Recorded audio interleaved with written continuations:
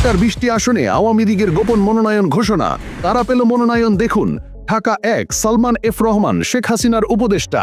Dhaka 2 Kamrul Islam presidium সদস্য। ঢাকা 3 নসরুল হামিদ বিপু সাবেক বিদ্যুৎ প্রতিনিধি। ঢাকা 4 অ্যাডভোকেট সানজিদা খানম সাবেক এমপি। ঢাকা 5 মশিউর রহমান মোল্লা সজল। ঢাকা 6 শাহিদ খোকন কার্যনির্বাহী সদস্য। ঢাকা 7 সুলাইমান সেলিম সাবেক এমপি। ঢাকা 8 বাহাউদ্দিন নাসিম যুগ্ম সাধারণ সম্পাদক। ঢাকা 9 সাবের হোসেন চৌধুরী। ঢাকা 10 চিত্রনায়ক ফেরদৌস আহমেদ। ঢাকা 11 মোহাম্মদ ওয়াকিল উদ্দিন আওয়ামী লীগ নেতা। ঢাকা 12 আসাদুজ্জামান খান কামাল সাবেক স্বরাষ্ট্রমন্ত্রী। ঢাকা 13 জাহাঙ্গীর কবির নানক প্রেসিডিয়াম সদস্য। ঢাকা 14 মাইনুল হোসেন খান নিখিল যুবলীগ সাধারণ সম্পাদক।